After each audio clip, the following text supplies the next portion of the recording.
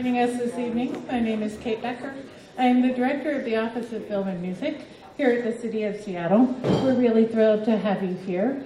I have a big announcement if you haven't heard, but soon I won't be the director of the Office of Film and Music. I am moving on to work with King County Executive Dow Constantine as his arts and cultural strategist focused on film, music, arts, and culture. So, be partnering with the city and doing some fabulous things there. But yeah, I have loved this. This is my 56th mixer standing up here over 5 years. I did not start them. They were going on before I got here. There've probably been a little over 100 mixers like this total from the Office of Film and Music in collaboration with partners. So we have some really fabulous partners and have had some really great partners over the years. I just want to take a minute to thank some of them. Our current partners are KEXP, the Vera Project, and SIF. Previously, we've had partnerships with Washington Filmworks, the Recording Academy, Startup Seattle, the Spitfire, which was our home for years for these mixers, St. John's up on Capitol Hill, and all of the speakers and presenters who have come to be a part of this with us over the years, as well as the audience. Thank you for being here. We do this once a month, and people show up every month, so we're thrilled about that. Really love having you here. I want to give a special shout out to some of our partners who are here tonight. Michelle Granquist, I don't know where she is, but she is the woman who runs the ops here at KEXP. She's great.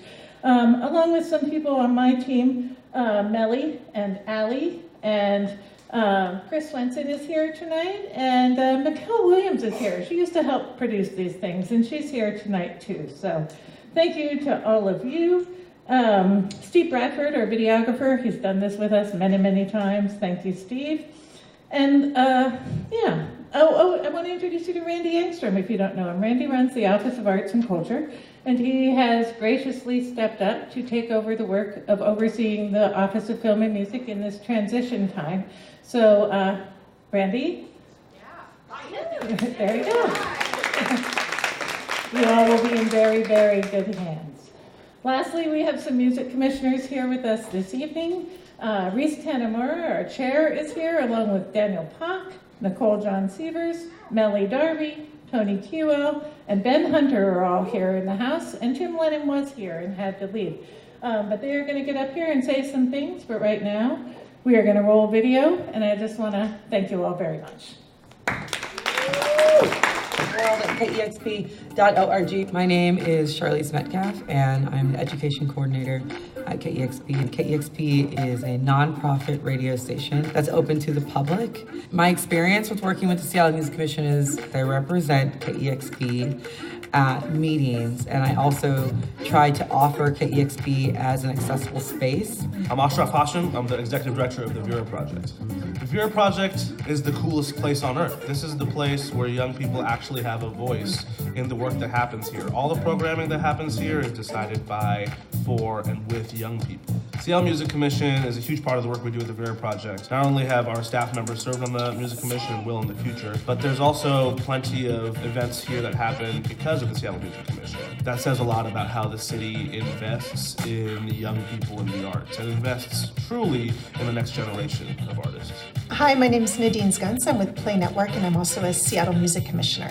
So as a local artist, some of the benefits with the Seattle Music Commission is we advocate on behalf of the artists themselves, working with the artists to make sure that they have access to resources and that we can help connect them to different community and businesses within our great city. Seattle Music Commission is super multifaceted. I serve on the Youth and Community Subcommittee, and in that we plan City of Music Career Day, which is one of my favorite events, where young people can come to the Seattle Center campus, to MOPOP, KEXP, and Vera, and learn all about the music industry, how to get involved. What a great opportunity to be able to get up in front of a lot of very important people and have their opinion be heard. I think there's so many things that people don't see happening around the city. That is because of the Seattle Music Commission, for example. busking and the airport initiative. The Experience the City of Music project at SeaTac Airport is really cool. So it was conceived with the opportunity to create a sense of place.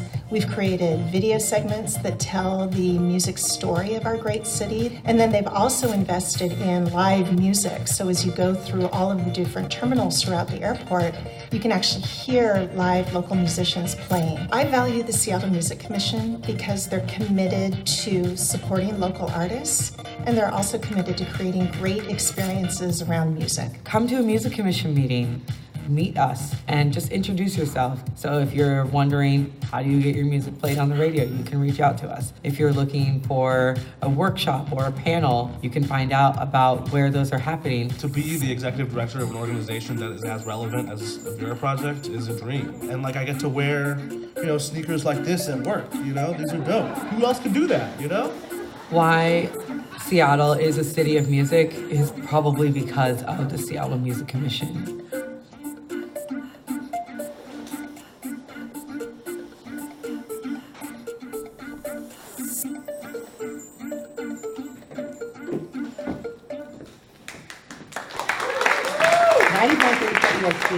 One thing that I get asked a lot about, like, who is the commission? So maybe I should start with that. I'm Reese Tanimura. I am the chair right now of the Seattle Music Commission, and I am also the managing director of Northwest Folklife. And so as you meet the commissioners, what you'll see is that the commissioners are all community industry members. There are folks that are in different parts. They're musicians, nonprofits, in recording, in records, and I think that expansive group of people allows the body of the commission to have a view of how we want the city to be represented in terms of a city of arts and culture and the city of music.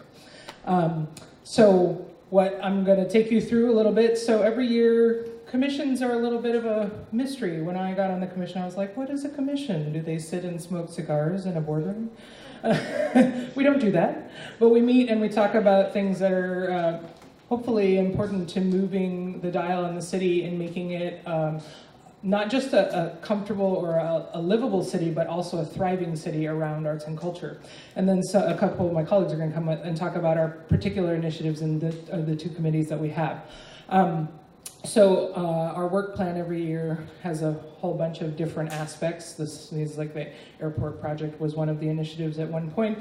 The City of Music Career Days continues to be from, I think it's in the 6th, 7th, 8th year. Oh my goodness, it's been around a while now. So what I wanted to introduce to you is our areas of focus and how we sort of choose the work and some of the values around what we choose to focus on a yearly basis.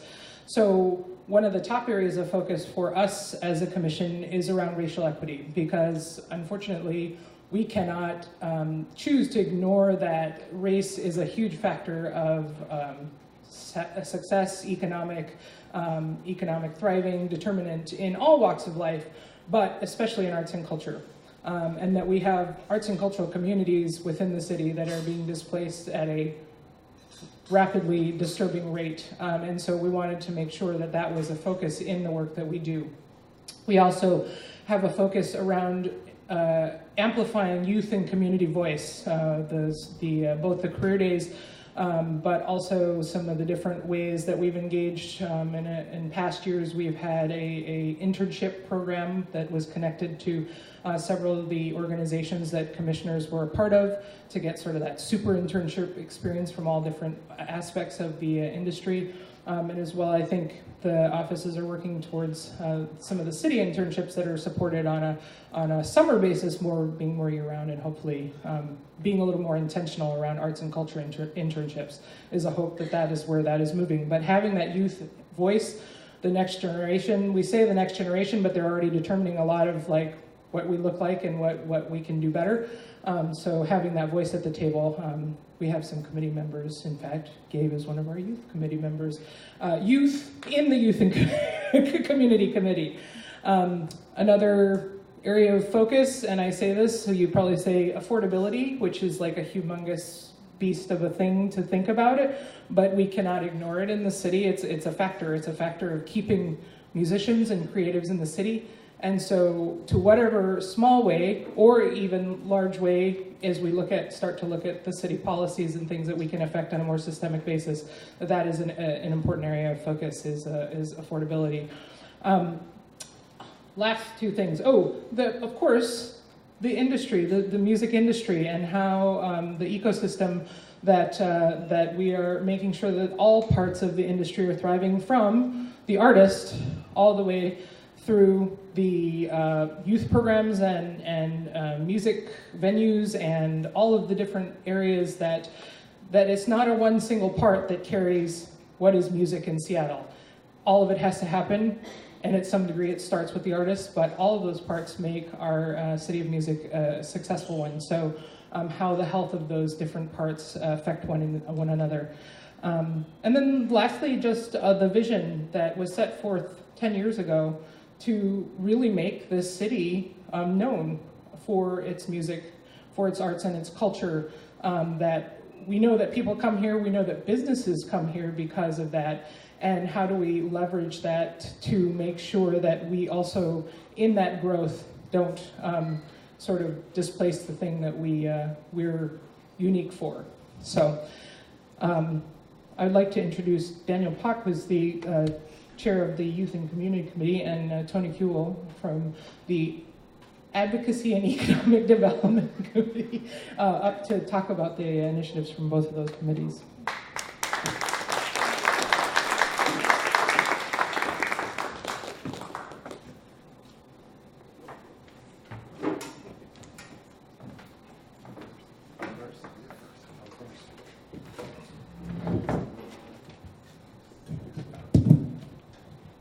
Hello everybody, how you doing? Yeah.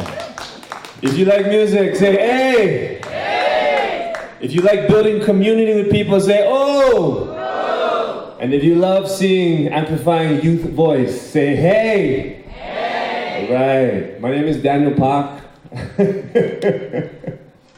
I am a co-founder and executive director of Totem Star, which is a youth record label here in Seattle. I'm also the chair of the Youth and Community Committee, and it's nice to see you all today. Thanks for coming. So I have the actual work plan of this Youth and Community Committee in my hands right here.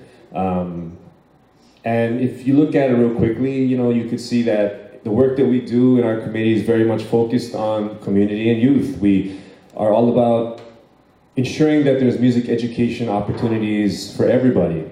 Accessibility is one of our biggest priorities, and of course, like Reese said, making decisions with race and social justice lens is very much part of the huge scope of what we do. We always like to introduce community and young people to industry pathways, so we're very much connectors and very much offering resources to young people in the community.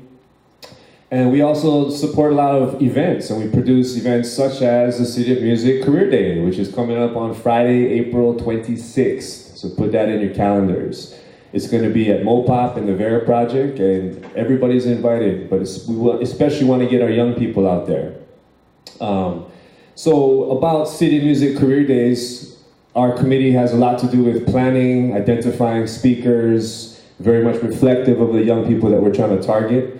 And one thing that I'm really excited about that we've done this year is we've always been talking about amplifying youth voice, and we're always a bunch of adults sitting in a boardroom, and we're supposed to be programming an event for young people. How come young people aren't here in the room with us, right? And so this year we brought together youth leaders from 6 organizations: KEXP, STG, the Vera Project, Totem Star, the Residency, and 206 Zulu, just as a pilot program. And we launched our first roundtable in October of 2018, where we brought these young people to the table. They got to all meet each other. They got to speak about the access that they do have, what they'd love to see in the music community, and also what they want to see, like what they don't know about. And the crazy thing is a lot of these young people are finding out about each other's organizations. So you got like a rapper from the Residency meeting someone from Seattle Jazz Ed, being like, how come I didn't know about you until I'm a senior in high school, I'm going to graduate in a few months, and how come I'm only finding out about this opportunity now? So part of what we do is really about awareness and access to these opportunities. So our young people told us what they want to see. We did 2 roundtables with them, and so a lot of the decisions that we're making for City of Music Career Day this year are based on all of the indicators that our young people are saying. So can we put our hands together for amplifying young people and their voice, because that's really what we're here for. Yeah, so I mean, that's really a big focus of what we do. You know, the other things that we do in the Youth and Community Committee is we've been talking for a long time about replacing the jazz history sign at Jackson and 12th, so we're gonna make that happen. We also have a big presence at City of Music presence at Seafair Festival. Every year you can see Nicole and Gabe and the family riding around the car on the street, waving to everybody, beatboxing with the whole PA system out of their car. So thank you, Nicole, for leading that. We've also made some really cool videos. We've partnered with some great community video producers, and we're about to launch some videos that I think they're already live. So you can check them out on the Seattle Music Commission website, find out more about what we do, our mission, our vision, and our values. And another topic that even the young people are talking about is affordability. If you look over Seattle right now, there's probably, 60 cranes, 100 open construction projects. Development is on a rise, it's rampant. Development is just going, and with that comes diminishing and decreasing of cultural space. So if you guys have not checked out the CAP report, which is talking about the creation and preservation of cultural space, check it out. The CAP report is available online, and it has some great information, like 30 great ideas for how we can preserve cultural space and ensure that the future musicians, and creators, and cultural workers have access to space. So that's pretty much a lot of what we do at this Youth and Community Committee. And just like the video said, you're all invited to the Music Commission meetings. We meet. I guess you could go to the website to get the actual dates. I don't know off the top of my head, but you're all invited. We often have a lot of guests who sit in. And if you have any things you'd like to present, you could definitely email Reese or any of our commissioners and say, hey, you know, I have something of interest that I think I want to share. And there's always time for public comment at the beginning. So bring your best selves, support the young people, build community, and we can do it together in the City of Music with the Seattle Music Commission. Much love and aloha.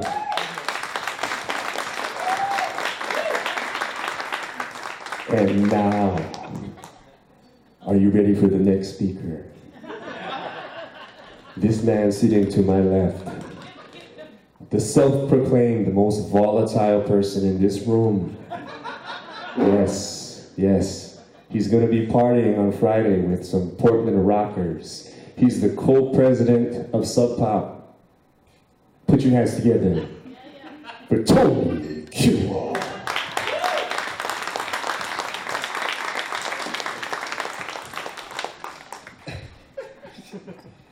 Note to self, never ever agree to speak after Daniel.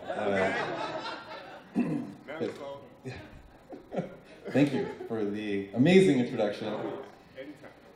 Yeah, I can just get this out there right up front. I can't follow that at all. There's zero chance that I'm going to live up to that level of energy and excitement. But I will do my best to make the work that we do on the Advocacy and Economic Development Committee sound just as exciting.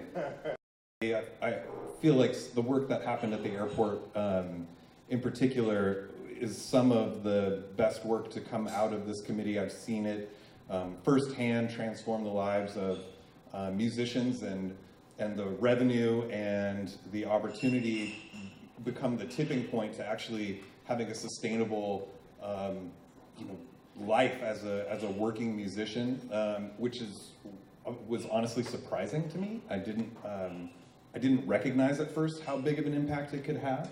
Not to mention, just the exposure of having all the music that's played overhead be local musicians, which creates revenue for them as well as exposure. So it's just been incredible to see that program unfold and grow. And it's one of our main goals is to find other opportunities like that.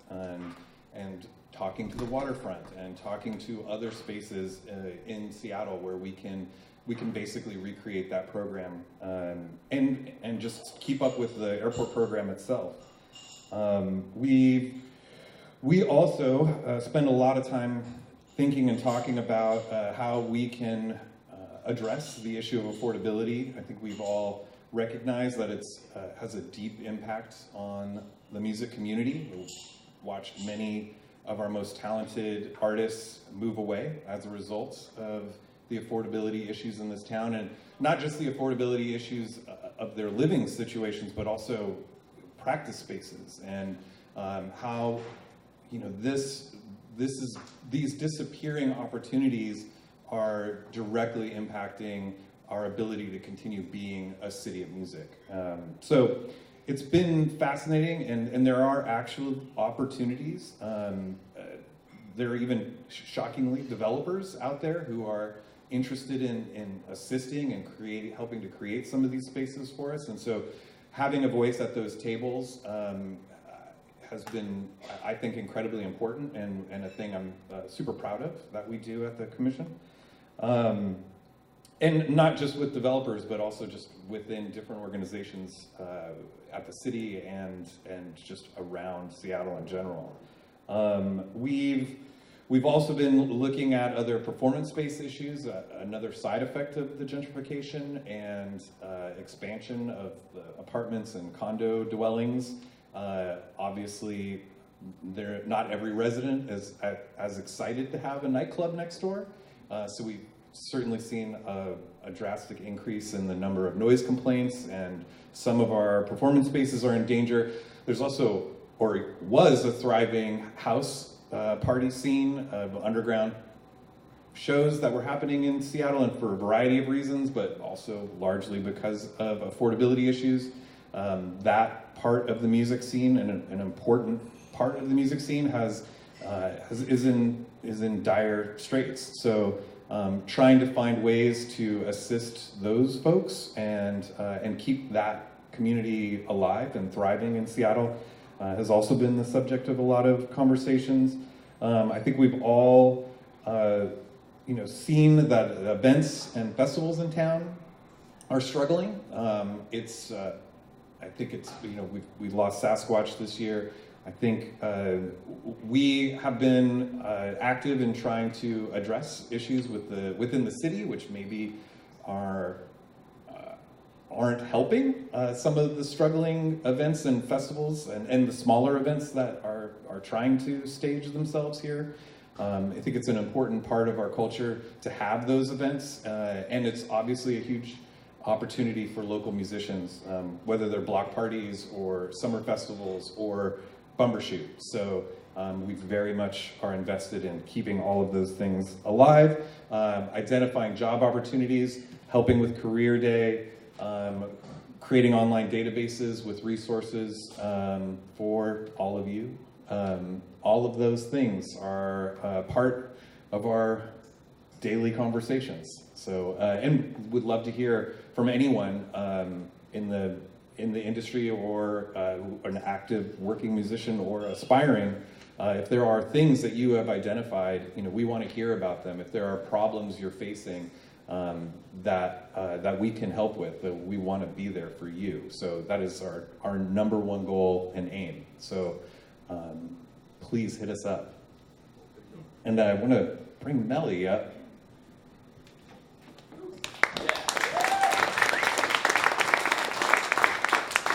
Thanks, guys. Hi, I'm Melly Darby, and I am also a music commissioner. Longtime concert promoter here in Seattle, about 20 years of being an independent concert promoter, buying for different venues. The Crocodile was there for 6 years. Last 2 years, I had the blessing and the opportunity to do all the programming for Upstream Music Fest, and I have been blessed with another opportunity to be the interim creative economy advocate over at the Office of Film and Music. So I've been able to work with our commission and help move our work along, working with Kate and Allie and our whole team. It has been quite awesome. And once I am done there, I will go back to being on the commission. And speaking of commissioners, I don't mean to put you on the spot, but we are hoping to do just a little Q&A, and if you're comfortable with joining us on stage. Sorry. I think yes. Perfect. There's just enough chairs. I'm going to pass it down. You guys do a quick introduction, and then we'll just jump right into a Q&A. I introduced myself. Okay. Hi, I'm Ben Hunter. I'm a musician.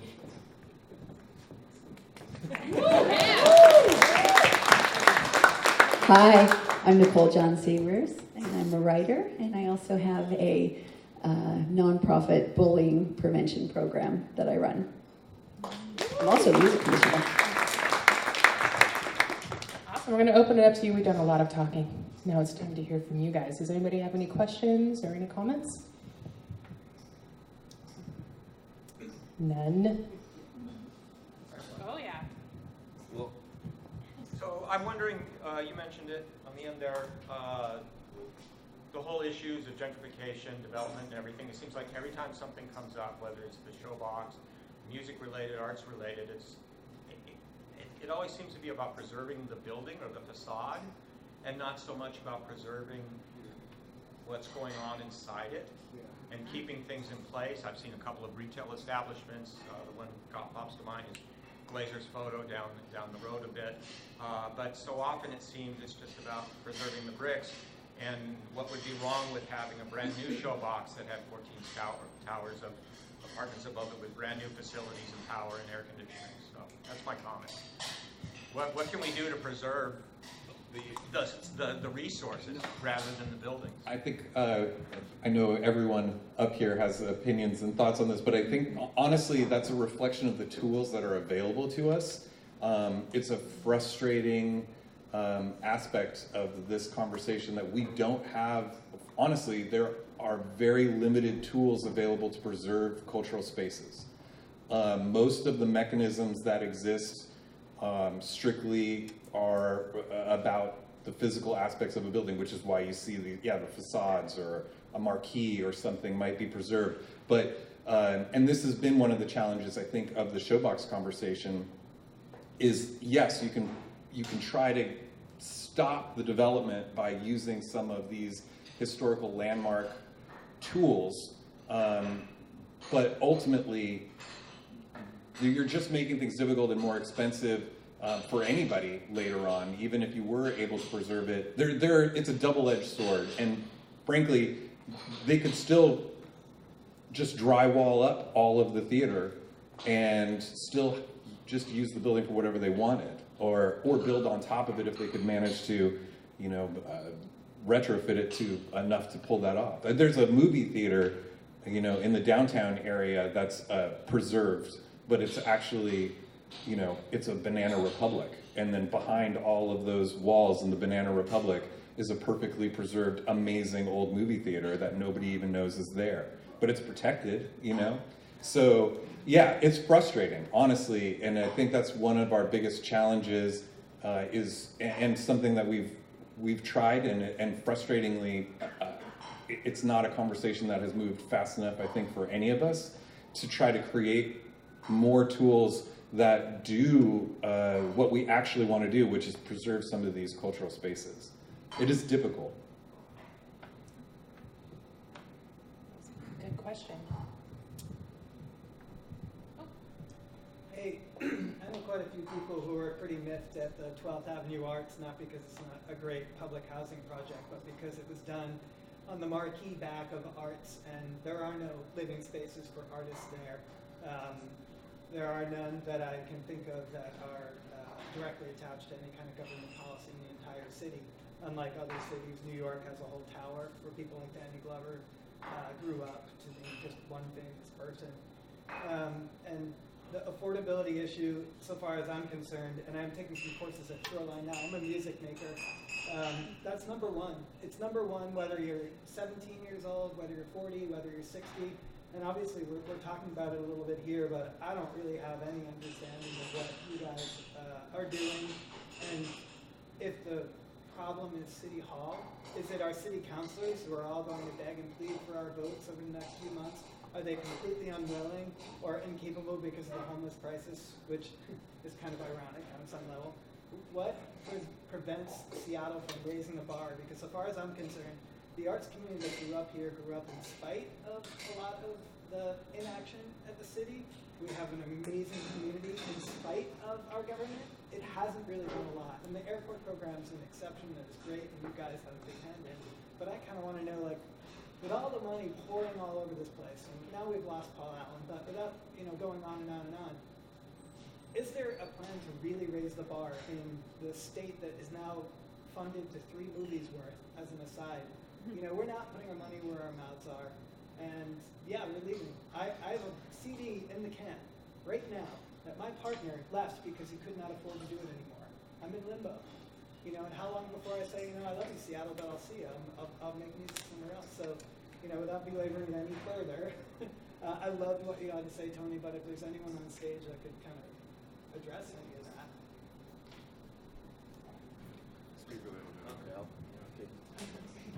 Totally hear you, man. I mean, like, I spend 4 days of my week hanging out with teens who all are aspiring musicians who come to our studio at Totem Star and want to make music. They have this vision of a career. And what are we supposed to tell them?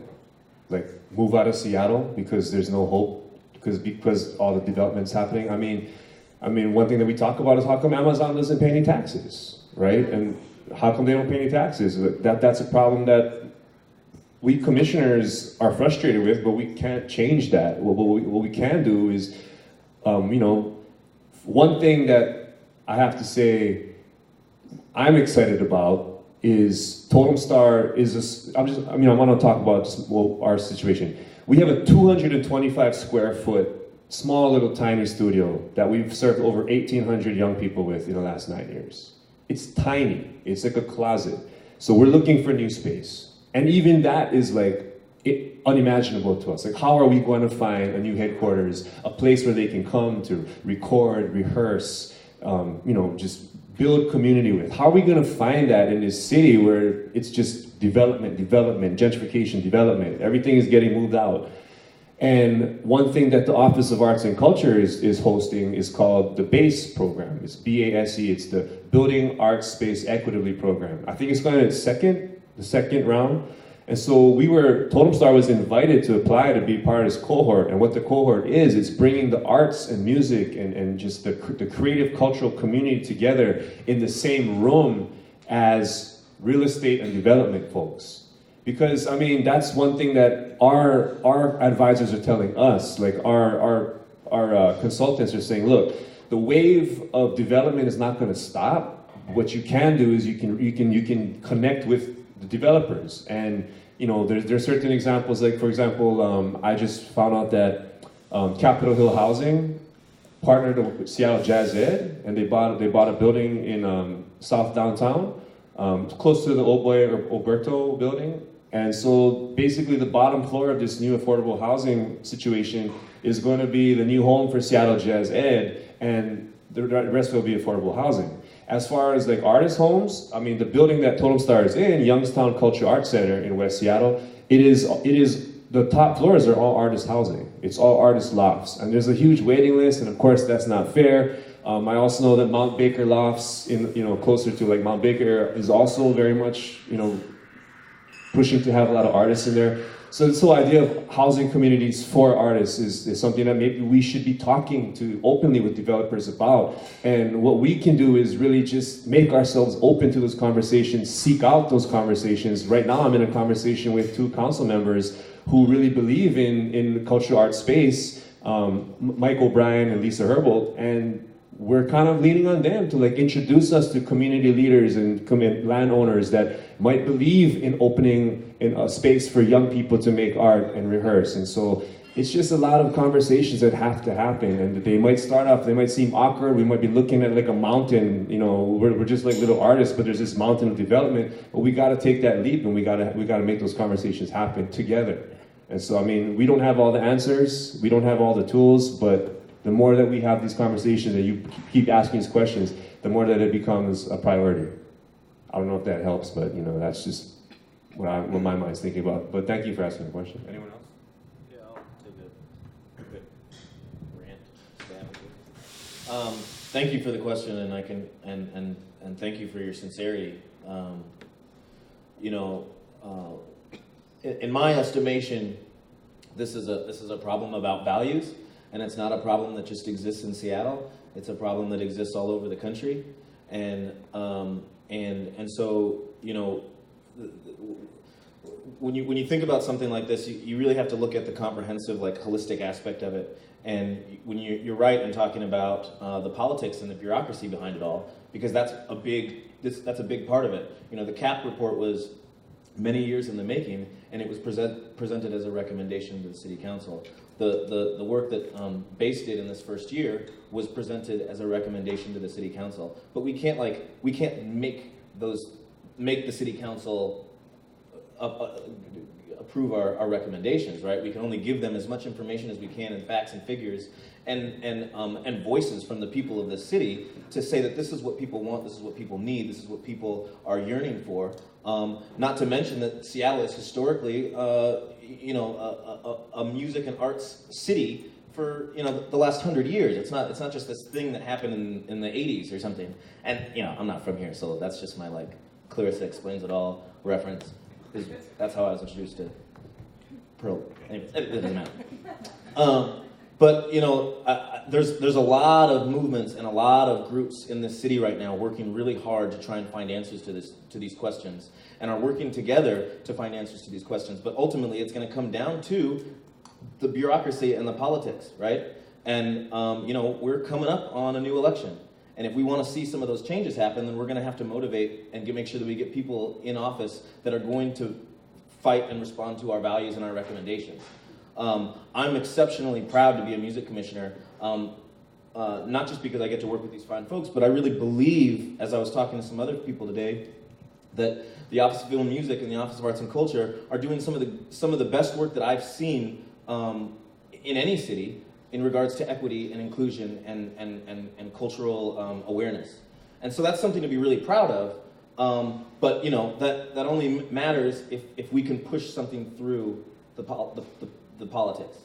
And so it requires people like you to speak up in that same eloquent way that you just did and demand from the political establishment that we need something different. And it also means that you need to talk to your neighbor and everybody else here and ensure that they demand that too. And, you know, one of the things from the Music Commission as I came in, similar to Reese, I was like, what is this commission thing? And I think a lot of people probably thought that because there wasn't necessarily that much information to tell you guys that we existed and that we were doing something on your behalf, right? With you, for you. And hopefully, I think, you know, a lot of these movements happen glacially, but I really do believe that that we're on the right track to something, and a lot of the right conversations are being had, and we're on the point of that event horizon, but we need that push from the rest of you guys to ensure that the bureaucrats are listening to what we have to say. But the Showbox it's a leverage point. It's something that the council members took action very quickly about. It's something that a lot of people could get passionate about because they had connection to it, whether it was a show or working there, or there's a piece of nostalgia in that's connected to feeling like that I need to take some action. So I think for me, the lesson in the Showbox, you know, for me, there are cultural institutions that have been crying out for decades to have the same kind of voice brought to the situation. There are communities and residential artist communities that have been displaced from the Central District, from the International District, right, that have been looking for that kind of momentum. So what we can learn from the Showbox is that if we can get that ignition point to have those conversations for people to get up and stand in front of city council, like I'm probably, if you'd met me 10 years ago, I'd be like, I'm not gonna go stand in front of city council. And yet that is something now that I've done on a regular basis because it does make a difference. It does, bringing voices and bringing massive voices is the way to leverage what we do in a practical sense in moving something forward. You know, there's, I don't know how many of there are now, 21, 18, there are 21, some, okay, 21, sorry. We've had some on and off, people roll on and off, but there are 21 of us, but that's a very small proportion of the voice of the city. We bring whatever we can. We bring ideas from people who, you know, who speak up and talk to us and say, hey, can you talk to people about this? Can you help me with networks to that? But really, this is a city of creatives. There are tons of creatives here still. It seems like everybody's leaving, but there are still tons of creative and creative connected folks here. And we have to be able and willing, it's a value, we have to be able and willing to stand up. And if you are the consumer of that, if you are the person who just loves to go to shows, or you have friends who love art and love music and all those things, you also have to leverage your voice with them to be able to stand up and say, well, this is the time that you need to also be speaking up for us as a community. Because if, then you think about the multiplication of our voices in that way. It's not just us speaking, but we have allies out there. And sometimes we don't leverage that because as creatives, I think, I don't know, for myself, there's a lot of grassroots teaches you to rely on yourself. It teaches you to be independent, right? But when it comes to trying to, you may find community, but it's also hard to ask people for things. And so I think this is the time we need to start asking, maybe demanding that our needs be acknowledged and met.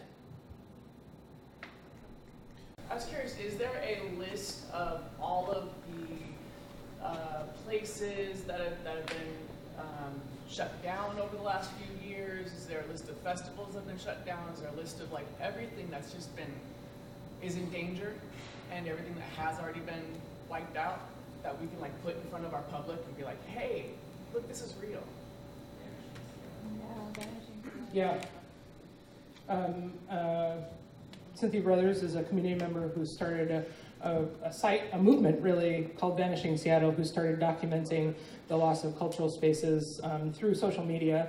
And you can find that at Vanishing Seattle. And one of the things that I really love about her particular view is talking about cultural space and community, not just in the sense of the Showbox, but one of her first posts was about Inai's Filipino restaurant up on Beacon Hill, and what a cultural gathering space that was, and the loss of it for that community. I don't know, Chris, is there something also more official? Sorry, I'm putting you on the spot, but. No, there's not. There's a lot of pieces of that, but nothing has been gathered together to create a comprehensive list. I think it's a good recommendation. I will say, oh, yes. I'm also curious, does that include all of the arts or just music? The Vanishing Seattle, she actually is venues, yeah, it's art galleries, it's also cultural space widely, yeah. Yes, sir. Yeah. My name's Ed Beeson, and I've been presenting live music in the Seattle area for 40 years. And actually, just 2 days ago was our 6th anniversary of the Experience the City of Music program at SeaTac Airport. And I just want to point out to you, and because not all of you were there at the time it was created, but it was the work of the commission that created that fertile soil for my idea when I brought it to the Port of Seattle to take root. And now 6 years later, you all can proudly say that you have created a situation that has put over $3 million into the pockets of local musicians in 6 years.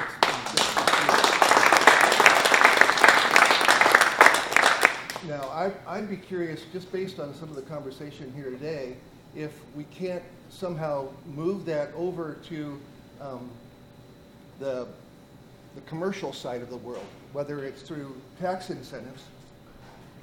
If companies like Amazon, they do about $50,000 a year worth of business with us. That's like a drop in the bucket. But if they're getting tax breaks, shouldn't there be some incentive for you to go to city council members and say, well, tax breaks need to be associated with what you can bring back to the public in the form of presenting public music? It could double the amount of impact that we're having currently. Interesting, fact about the program at SeaTac, and I could, go on and on about it, but the amount of money that the Port of Seattle spends is less than 1/2 of the total amount of money that the musicians earn as a result of that program.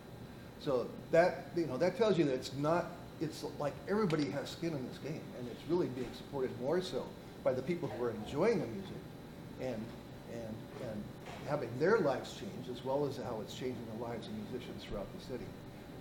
I'd be happy to have further conversations about what potential there might be for expanding on that idea, because it's the greatest success of all the work that's been done, and see what else we can do with that same simple idea of incentivizing people to present live music to the public. Thank you, thank you, Ed. And for those, if you did not hear it, Gigs for You, is it gigsforyou.com? .org. Thank you. You guys should check that out if you're looking for gigging opportunities. And thank you for all of your work. It's huge. Any other questions? Just out of interest, show of hands, do we have? Oh, hi. Hi. So the state of Washington recently incentivized filmmaking here. And that leads me to wonder, are there any efforts to work with the state as far as the arts? And is there any similar programs in the city of Seattle as far as incentivizing filmmaking and music and things like that, as far as, rebates and stuff like that? Kate? It's above our pay grade. Not at all, but we have one live music incentive in the city of Seattle, which is a waiver of the admissions tax at the door for all clubs that are under 999 capacity and do 3 shows of live music or more a week. That is the only music incentive we have at this time. Trying to get incentives done in our legislature is not easy work, and it would take a lot of effort over a lot of time with a lot of people to get that done. Doesn't mean it can't happen, but it means big lift.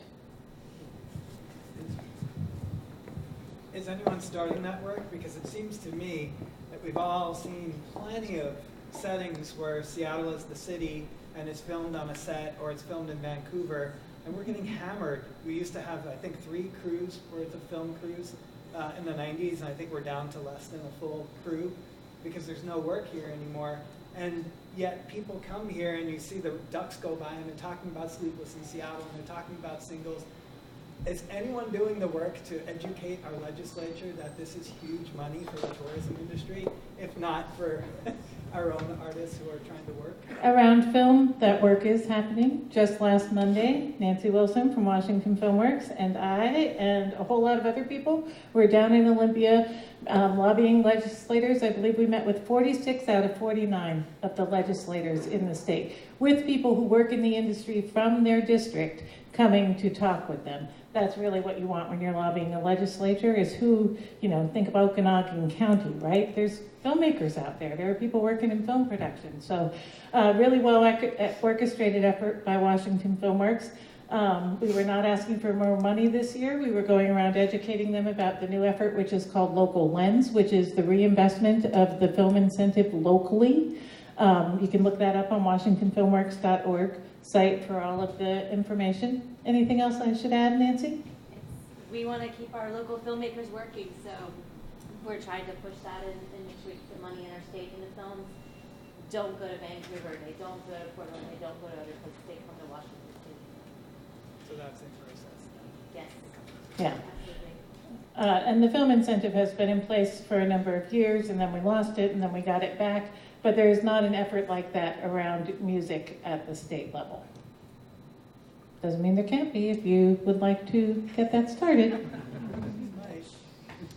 I will say that having taken part in the Arts and Heritage Day for the state, there are some cultural, like space preservation initiatives, and also supporting cultural work in the state, and there are willing ears in the state representatives, the state house to that. There's some very great advocates at that level.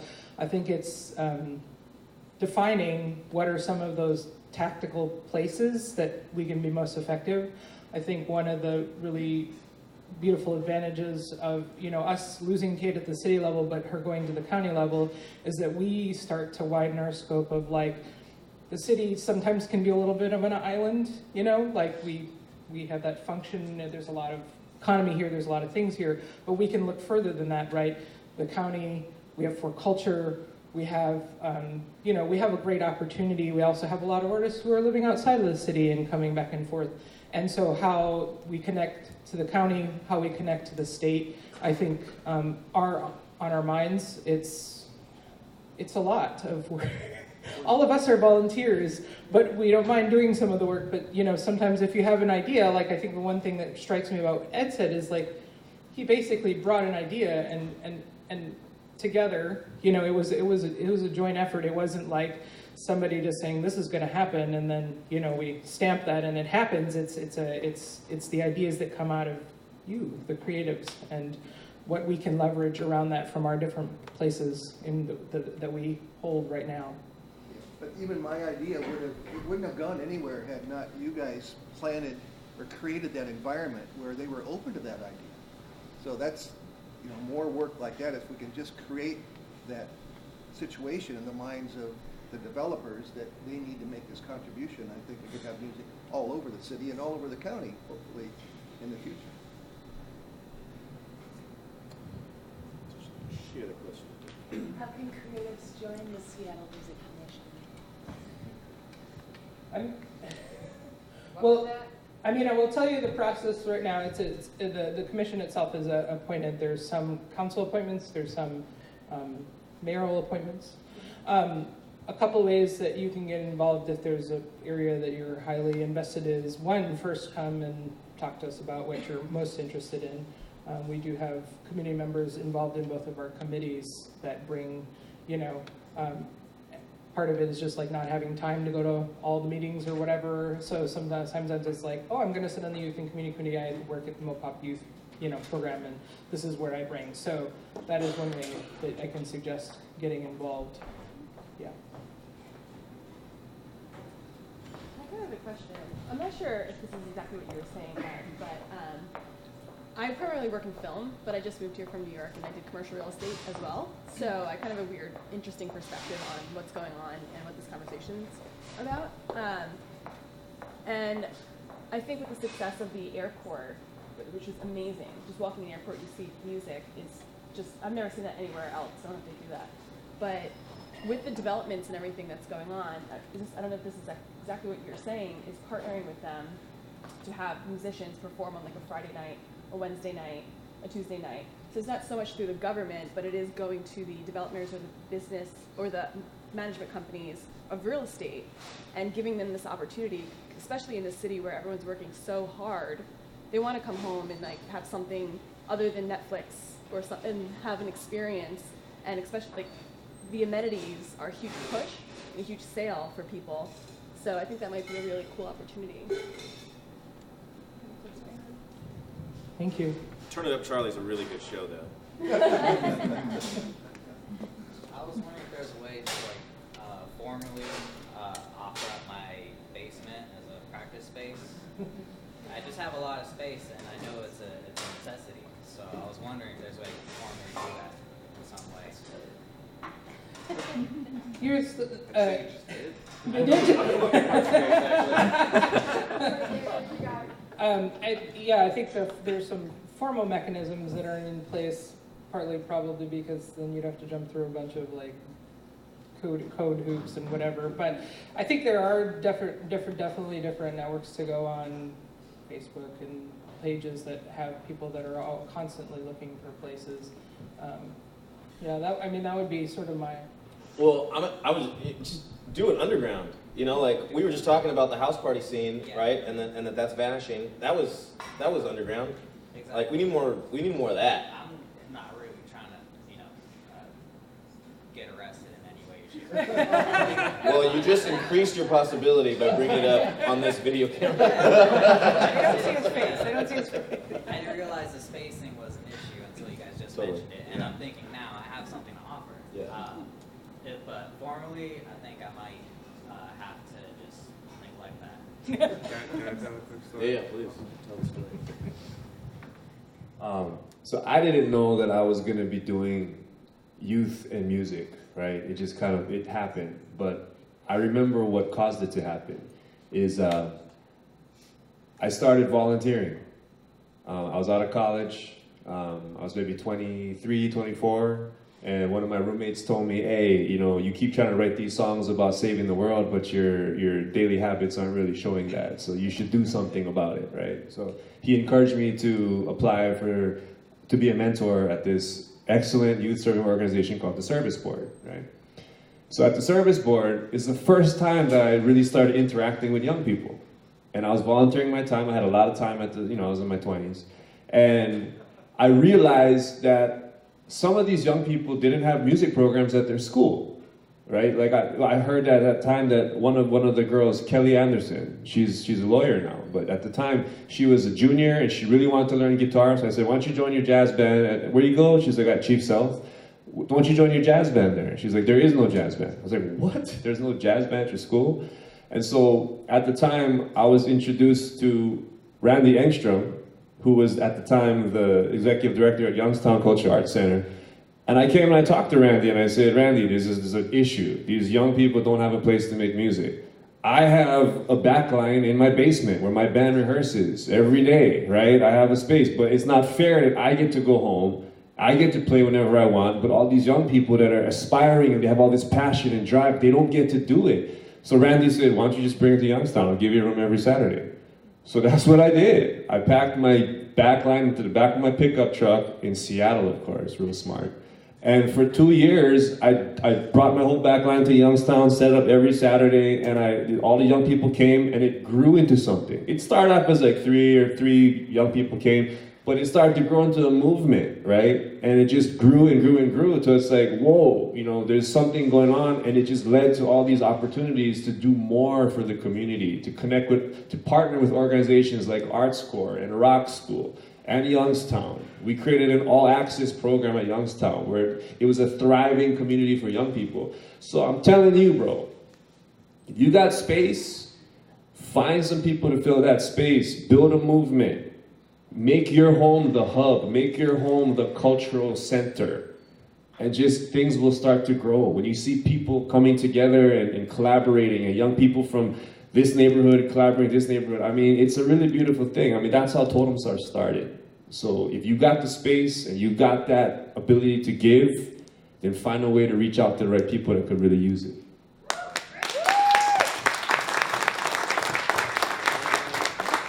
Thank you, everybody. It's time, out of respect for everybody's time.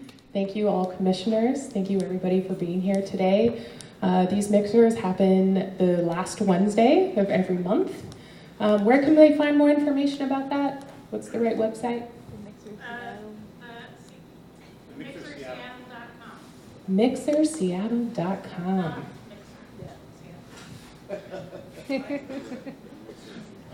Now is the time we're supposed to drop.